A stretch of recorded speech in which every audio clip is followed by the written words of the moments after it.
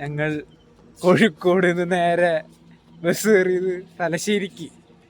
തലശ്ശേരി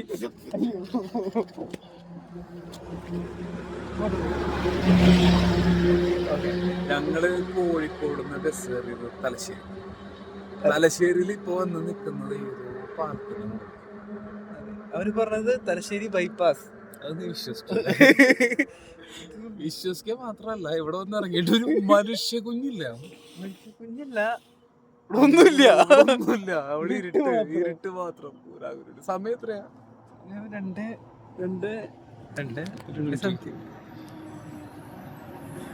3 മണി ആവുന്നു. 2:57.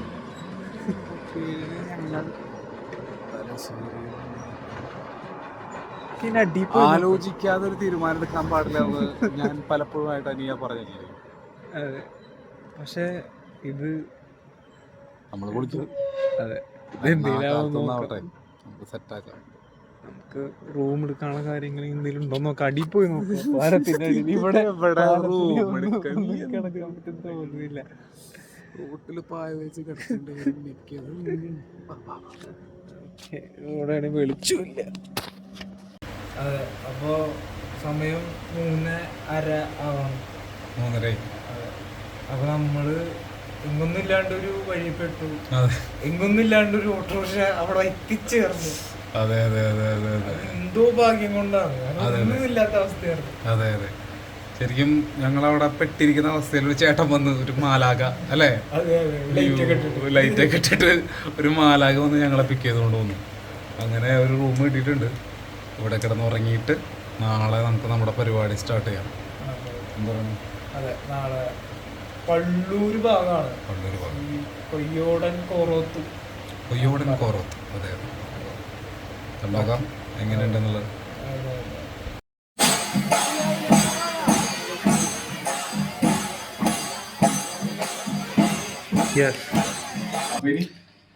അപ്പൊ ഇനി നമ്മള് കുട്ടിച്ചാത്തന്മാരുടെ ലോകത്തേക്ക്. കൊയ്യോടൻ കോറോത്ത്. കാളകാട്ടിലത്തെ ചുട്ട് നശിപ്പിച്ച കരിങ്കുട്ടി സ്വാമിനെ കണ്ടിട്ട് നമുക്ക് അല്ലേ. കൊയ്യോടൻ കോറോത്ത്, ഇതിലൊരു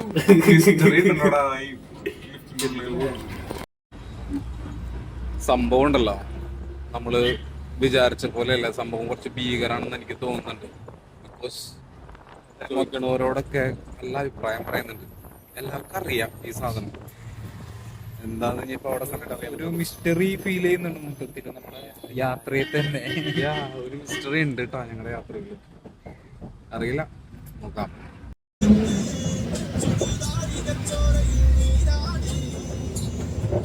എടുക്കാൻ പാട്ടാ ഈ പാട്ട് സംഗീതം ചെയ്ത ആളാണ് നമ്മുടെ പാട്ട് എന്ന് പറഞ്ഞു വിശ്വസിക്കുവോ? കൊട്ട കേൾക്കുന്നുണ്ട്. ഏതാണ്ട് അമ്പലത്തിന്റെ അടുത്ത് എത്തിയിട്ടുണ്ട് കേട്ടോ ഞങ്ങളിത് ഇപ്പൊ തന്നെ ബസ് ഇറങ്ങി വന്നു, ഫുഡ് കഴിച്ചു, ഇപ്പൊ അതേ പോയിക്കൊണ്ടിരിക്കുകയാണ്. പക്ഷേ ആ ബസ് ഇറങ്ങണ സമയത്ത് ആ കണ്ടക്ടർ ഒരു കാര്യം. അതെ അതെ അതെ, അത് ഭയങ്കര സംഭവമായിട്ടാ. ആ ബസ് ഇറങ്ങണ സമയത്ത് കണ്ടക്ടർ പറഞ്ഞത് ഇത് കേരളമല്ല മാഹിയാണ്. അതെന്താ അങ്ങനെ ഒരു, ഞങ്ങൾ ഒന്നാമത്തെ ഒരു വേറൊരു ആംബുലൻസിലാണ് പോയിക്കൊണ്ടിരിക്കുന്നത്. അതെ അതെ അതെ, അതിന്റെ ഇടയിൽ ആള് അങ്ങനെ ഒരു ഡയലോഗ് അടിച്ചു. അതെന്താവോ അതിന്റെ ഒരു പ്രത്യേകത? ചോദിക്കണവരൊക്കെ ചോദിക്കുന്നവരൊക്കെ ഇങ്ങനെ ഒരു മിസ്റ്ററി പറയുന്നുണ്ട് കേട്ടോ. എന്തായാലും നോക്കിയിട്ട് കണ്ടിട്ട് എങ്ങനെയാണെന്ന് അറിയാം. ഓക്കെ.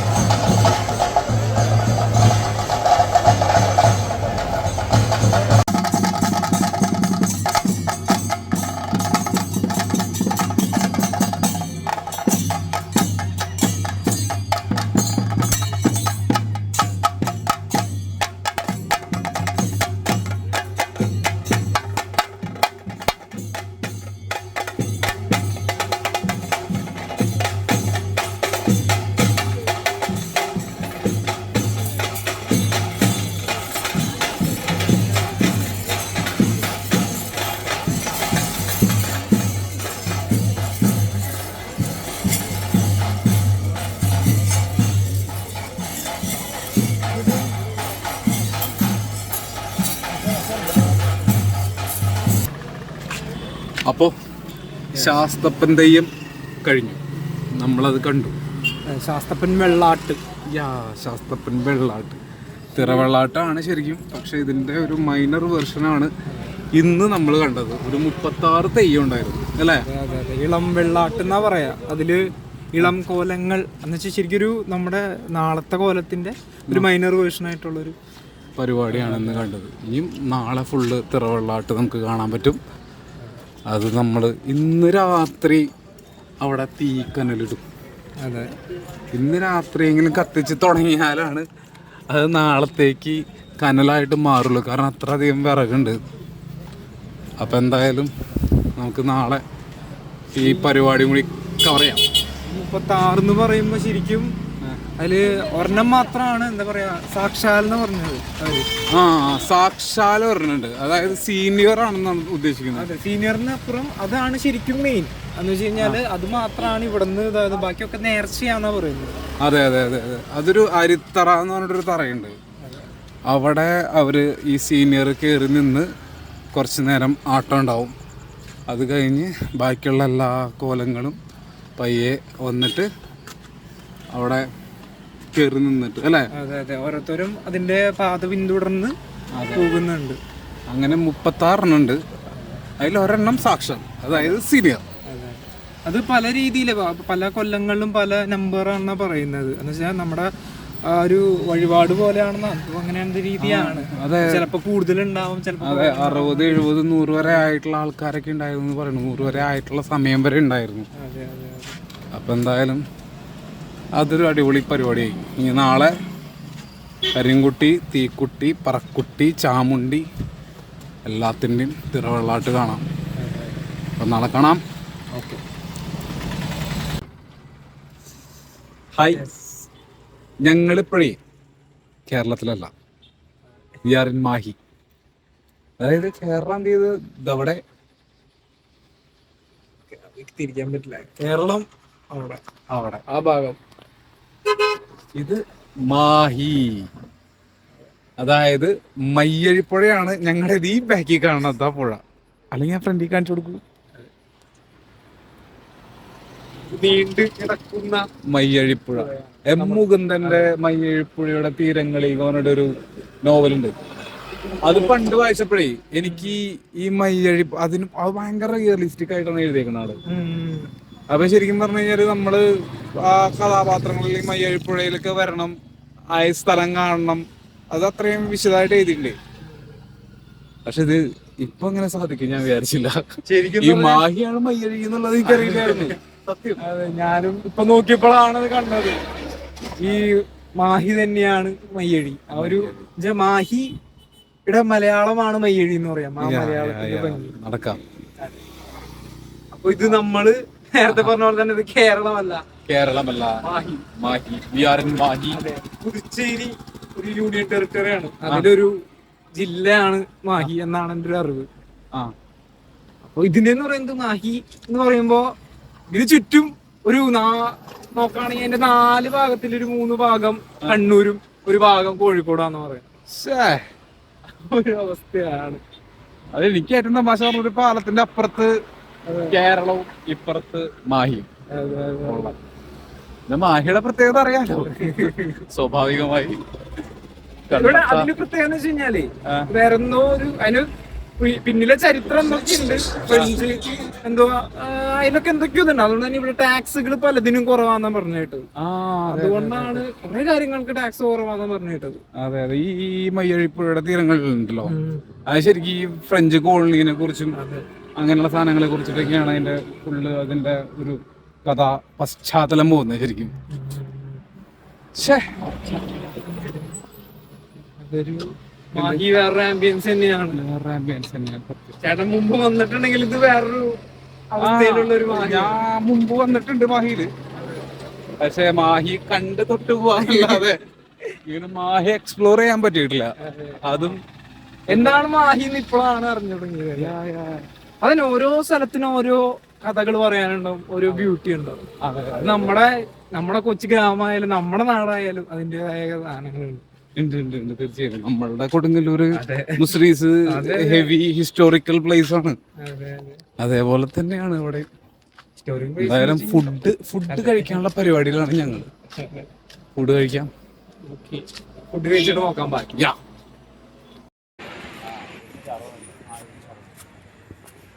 ഇത് കണ്ട, ഇവിടെയാണ് നമ്മൾ നിൽക്കുന്നത്. ഇതാണ് പാലം. ഗൂഗിൾ മാപ്പ് നോക്കണ്ട.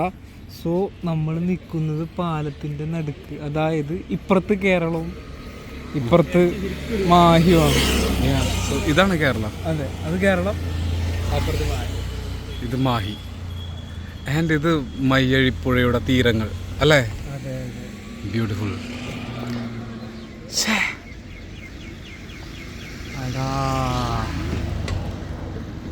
ആ എമ്മുഖം തന്നെ മയ്യഴിപ്പുഴയുടെ തീരങ്ങളിലില്ലേ, അത് മുക്കാഭാഗം വായിച്ചിരിക്കുന്ന സമയത്താണ് വൈശാഖ് എടുത്തുകൊണ്ട് പോയത്.